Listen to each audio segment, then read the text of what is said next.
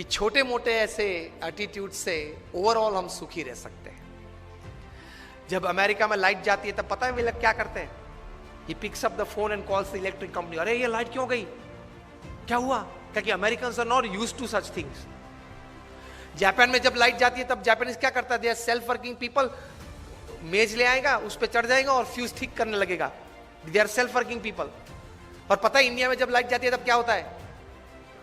दरवाजा खुलता है, सब अंधेरा है, होता है, सबके अंधेरा, सबके घर में अंधेरा हो गया ना, हमारे घर में भी होता है, बैठ जाओ, और बाहर बैठ जाता है गप्पे सप्पे मारने के लिए। एटीट्यूड्स हमेशा पॉजिटिव और बड़ा रखना चाहिए, तो जीवन में बहुत आनंद आ सकता है। एक baby mosquito was on his maiden flight. उसके माता पिता देख रहे थे कि हमारी बेबी मॉस्किटो की फर्स्ट फ्लाइट है विंग्स आने के बाद। एक स्टोरी है। And the mother and father were watching, oh what a wonderful flight, good take off. पूरे रूम में घूम के वो बेबी मॉस्किटो वापस आया माता पिता के पास, और उसकी माता ने बहुत इंक्विजिटिवनेस से पूछा, how was your maiden flight, पहली फ्लाइट कैसे थी? तब बेबी मॉस्किटो ने बताया, mom it was great. Mom ने पूछा कैसे? Mom mom everybody were clapping for me, मेरे लिए सब ताली बजा रहे थे। पता चला क्या था? सब एक्चुअली क्या कर रहे थे? उसको मारने का प्रयत्न कर रहे थे, और उसने क्या एटीट्यूड रखा? मेरे लिए तालियां बजा रहे थे। जब मारने के लिए भी प्रयत्न हो तब भी मेरे लिए तालियां है। This is the greatest attitude in life. And they remain happy. कितना आनंदित हो गए वो छोटा बेबी मॉस्किटो, कितना आनंद में आ गया होगा, अरे यार in my maiden flight everybody were clapping for me. Highest kind of attitudes in life. Situation के मुताबिक एडजस्ट हो जाओ, दिस इज एटीट्यूड। पानी की तरह सीखना। पानी ग्लास में भर देते तो शेप क्या ले लेता है? ग्लास का। बकेट में भर दो तो शेप क्या ले लेता है? बकेट का। सिचुएशंस के मुताबिक सेट हो जाओ। Adjustment is life, compromise is life. Adjustment and compromise is the attitude of life.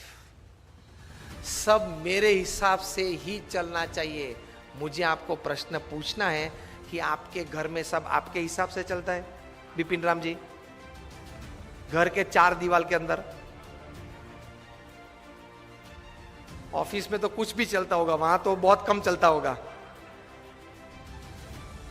सब अपने हिसाब से नहीं चलता है। If you don't remember other things in the talk, remember only this much, adjustment and compromise should be the attitude of life. आप भी कुछ हैं, हम भी कुछ हैं, लेकिन कोई कॉमन मिनिमम प्रोग्राम CMP कैसे बना के मैं भी थोड़ा अपना रखूं और थोड़ा छोड़ दूं, आप भी अपना थोड़ा रखें और थोड़ा छोड़ दें, ताकि हम कॉमन प्लेटफॉर्म पे आ जाए और काम करें और थोड़ा नतीजा लेके आए। That should be the attitude in life. नहीं, अगर मेरे विचार में आपको सम्मिलित होना है तो ही दूसरी बार मीटिंग में आप आना। This is not the way you work. This is not how great people have work. और अंतिम में डेढ़ बजने में 5 मिनट बाकी है। मुझे 1:30 बजे तक की बात करने की बात हुई थी। Last 5 minutes I would like to talk to you about the attitude towards God. कई लोग आस्तिक है, कई लोग नास्तिक है, अपने अपने हिसाब से सब विचार करते हैं, सोचते हैं, चलते हैं जीवन में। लेकिन एक बहुत बड़े एस्ट्रोनॉमर फ्रेड हॉयल ने बताया कि it is advantageous to believe in God then not to believe. Professionally भी आप भगवान में मानो, अच्छाइयां बुराइयां के लिए नहीं, छोड़ दो, मोक्ष के लिए नहीं हो, छोड़ दो। प्रोफेशनल तो हैं आप, वैश्य फेडरेशन तो हो, व्यापारी तो हो, तो व्यापारी के ढंग से भी आप भगवान में मानो तो भी जीवन में बहुत बड़ा लाभ है। Thousands and thousands of papers have been released in national international seminars where faith in God, meditation, नाम स्मरण, भगवान की मूर्ति का दर्शन, मंदिर जाना, उसके फिजिकल, मेंटल और इमोशनल लाभ साइंटिफिकली प्रूव हुए हैं। कभी ये बात भी 1 घंटे तक करेंगे कि जो 9धा भक्ति श्रीमद् भागवत में दी गई है, श्रवणम कीर्तनम स्मरणम पाद सेवनम अर्चनम वंदम दास्यम सख्यम आत्मनिवेदम, 9 प्रकार की भक्ति, भगवान का नाम स्मरण करना, भगवान को दंडवत प्रणाम करना, इसके फिजिकल, मेंटल और इमोशनल लाभ कितने हैं। फॉर एग्जाम्पल, हड्डियां कमजोर हो जाती है, उसको बोलते हैं ऑस्टियोपोरोसिस, जल्दी टूट जाती है। अभी रिसर्च 1 महीने पहले हार्वर्ड यूनिवर्सिटी ऑफ पेंसिल्वेनिया में हुआ कि जो भारतीय शास्त्र में मंदिर में जाने के बाद मंदिर की मूर्ति को जो साष्टांग दंडवत प्रणाम करते हैं, अगर वो साष्टांग दंडवत प्रणाम 11 से 15 अगर रोज करे तो वो व्यक्ति को कभी ऑस्टियोपोरोसिस नहीं हो सकता।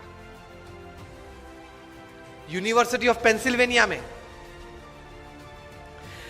भगवान के नाम स्मरण में कितनी ताकत है, फिजिकली प्रैक्टिकली। मोक्ष की बात, भगवान के स्वर्ग नरक की बात जाने दो अभी।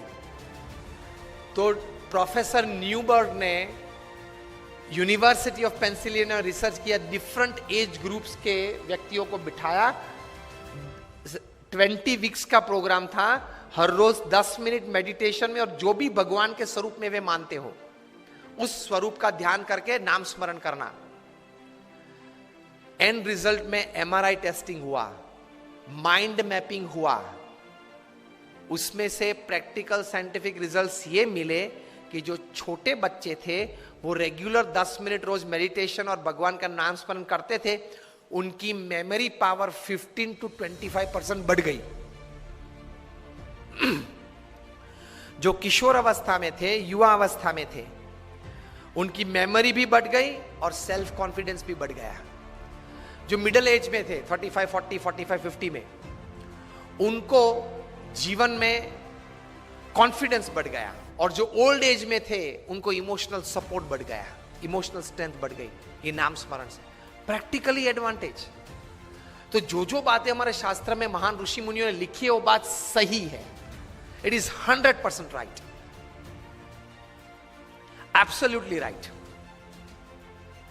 तो एटीट्यूड हमारे शास्त्रों, संत और भगवान के प्रति ये आस्तिक भाव का रखना, उसमें कुछ लेना देना तो है नहीं, उसमें कुछ लेना देना तो है नहीं। ये एटीट्यूड रखो कि भगवान है, भगवान ये सर्वे जगत के कर्ता हर्ता है, और जो भी कुछ करते हैं वो हमारे मनुष्य के अच्छे के लिए करते हैं। इतना पॉजिटिव एटीट्यूड भगवान के बारे में रखो तो बहुत शांति रहेगी, बहुत स्थिरता रहेगी।